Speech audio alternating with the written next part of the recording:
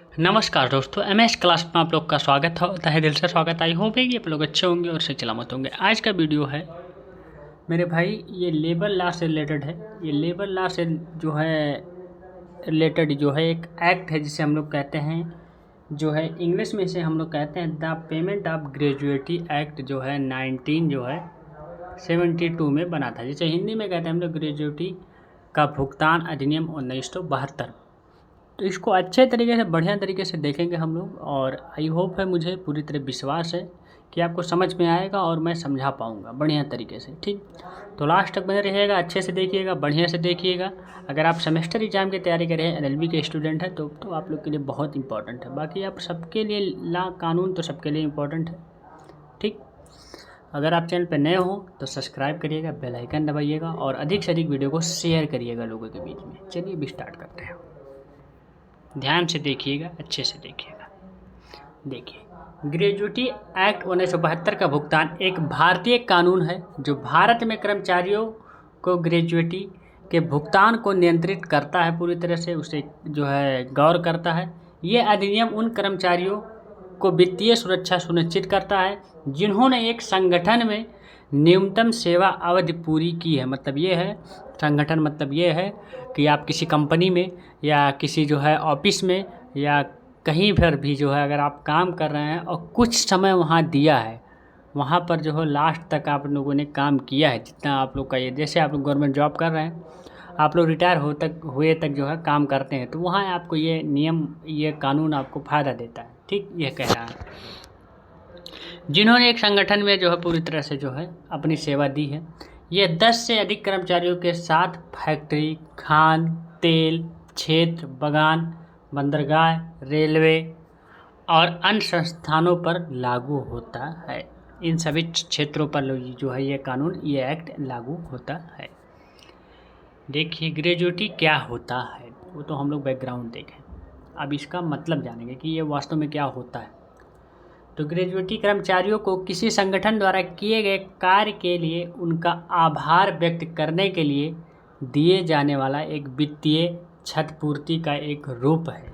ठीक, मतलब ये है कि जो लोग 10, जैसे मान लीजिए कोई कंपनी है, आप उसमें 10 साल तक, 15 साल तक काम किए और आप रिटायर होने वाले हैं, और रिटायर के समय जब आप जो है अच्छे तरीके से उस कंपनी को जो है आपने 10 से 15 साल दिया है, फिर इसके बाद वो कंपनी उसके बदले में आपको क्षतिपूर्ति देती है, आपको जो कुछ राशि देती है, मतलब कुछ धन देती है। ठीक, वही जो ग्रेजुएटी कहा जाता है। ये कंपनी के विकास और विकास में जो हो उनके प्रयासों और योगदानों की स्वीकृति का एक रूप है। आमतौर पर राशि की गणना कर्मचारी की सर्विस अवधि और अंतिम आहरित वेतन के आधार पर की जाती है। सही बात।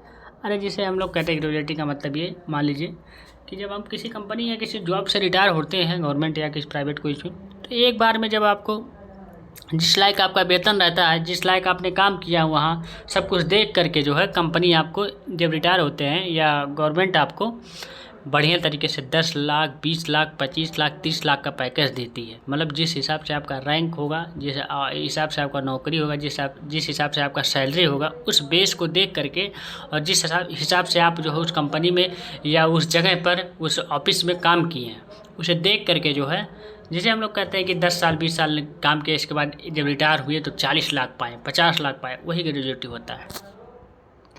देखिए, आमतौर पर उन कर्मचारियों को ग्रेजुएटी दी जाती है जिन्होंने कंपनी के लिए न्यूनतम 5 वर्ष तक काम किया है। मतलब इसका मतलब ये देखिए, न्यूनतम दिया कि न्यूनतम 5 वर्ष कम से कम काम किया हो उस कंपनी में, नहीं तो नहीं मिलेगी।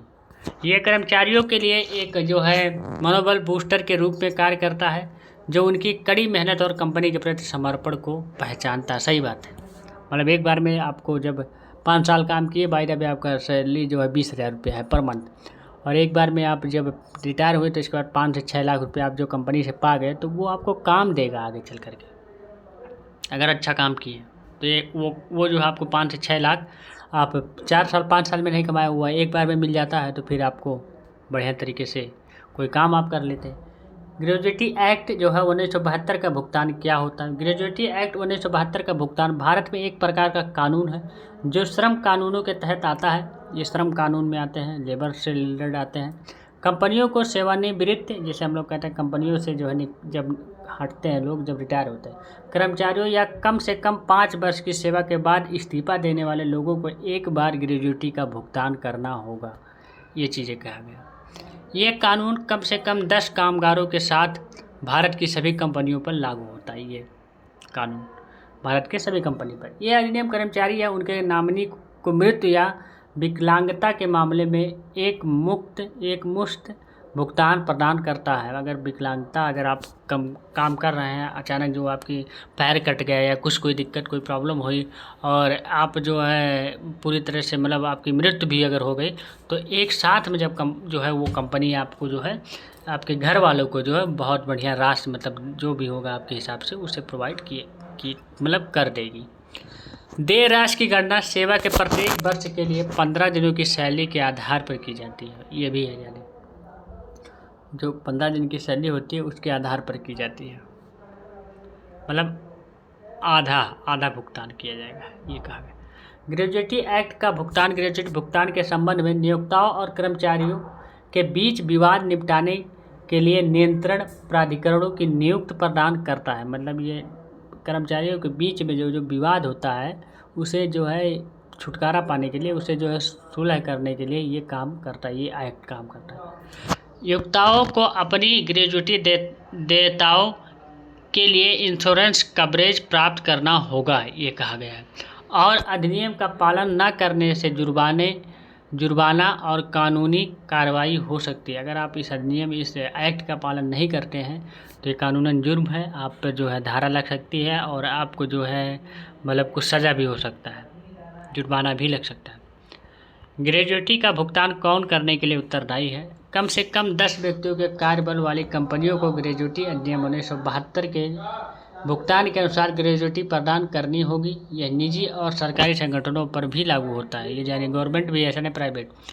ग्रेजुएटी एक्ट 1972 की पात्रता क्या है? अधिनियम के अनुसार ग्रेजुएटी के लिए पात्रता प्राप्त करने के लिए एक कर्मचारी को मौसमी या बाधित सेवा सहित कम से कम 5 वर्ष की निरंतरता सेवा पूरी करनी चाहिए। 5 वर्ष, ये बार बार आ रहा है कि 5 वर्ष कम से कम होना चाहिए, इससे कम अगर हुआ तब आपको नहीं प्रदान होगी। लेकिन इसमें बिना भुगतान के बीमारी, दुर्घटना या छुट्टी के कारण अनुपस्थिति की अवधि शामिल नहीं है। यह अधिनियम दुर्घटना या बीमारी के कारण मृत्यु या विकलांगता के मामले में ग्रेजुएटी का भुगतान भी प्रदान करता है। अगर आप कंपनी में काम कर रहे हैं, आपकी बीमारी हो गया या कोई दिक्कत हो गई, कोई प्रॉब्लम हो गई, अगर आप एक्सपायर कर गए या आपके पैर वैर में कोई दिक्कत, विकलांगता हो गया अचानक से, तभी ये कंपनी आपको प्रोवाइड करेगी ग्रेजुएटी, ये कहा गया।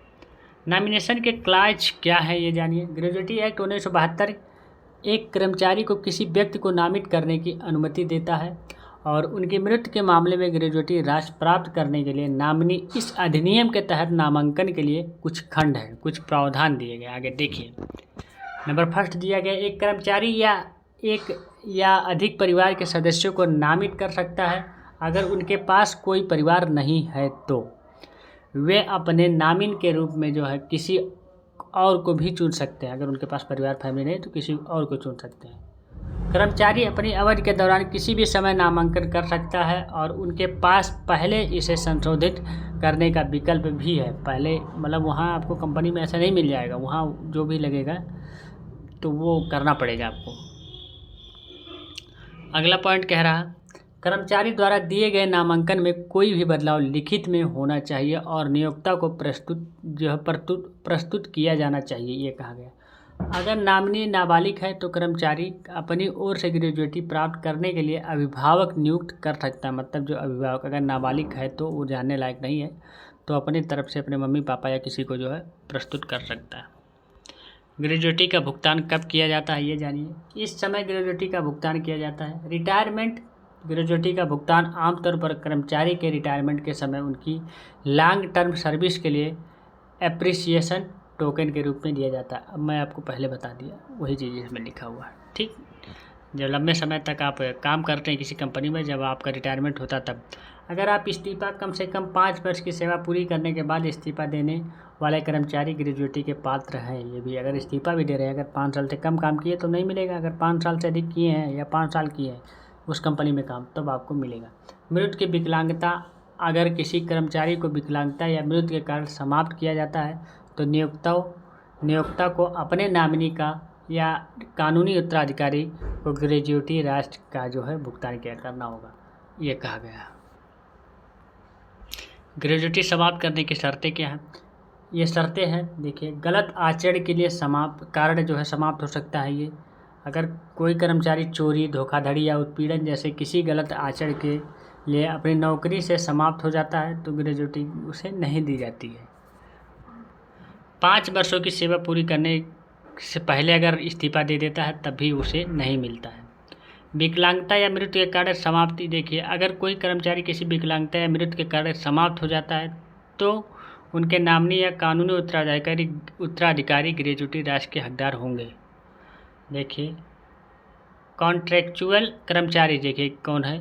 आमतौर पर ये अस्थायी कर्मचारी नहीं माने जाते और जो है कॉन्ट्रैक्ट बेस पे रहते हैं, जिसे हम लोग कहते हैं। ग्रेच्युटी प्राप्त करने का हकदार नहीं हो सकते हैं। जब कॉन्ट्रैक्ट बेस पे जो आते हैं उन्हें जो है ये नहीं मिलेगा, कम से कम 5 साल उसमें रहना ही चाहिए, ये चीज़ इसमें कह रहा। ठीक, तो बस मेरे भाई आज का वीडियो यहीं तक। आई होप है कि आपको अच्छा लगा होगा, बढ़िया लगा होगा और आप लोग समझे होंगे बढ़िया तरीके से, और मैं आप उस काबिल हूँ कि मैं समझा सका आप लोगों को। ठीक, तो आज का वीडियो यहीं तक। अगर वीडियो अच्छा लगा हो तो लाइक करिएगा, शेयर करिएगा लोगों के बीच में, और चैनल पर नए हो तो सब्सक्राइब करिएगा, बेल आइकन दबाइएगा, और मुझे इंस्टाग्राम पे भी फॉलो करिएगा। वहाँ भी कानून से रिलेटेड जानकारी आपको मिलती है टाइम टू टाइम, छोटे बड़े जो भी कानून है। ठीक, thank you, ta-ta, take care, bye bye, best of luck. हम लोग मिलेंगे नेक्स्ट वीडियो में नेक्स्ट पार्ट के साथ।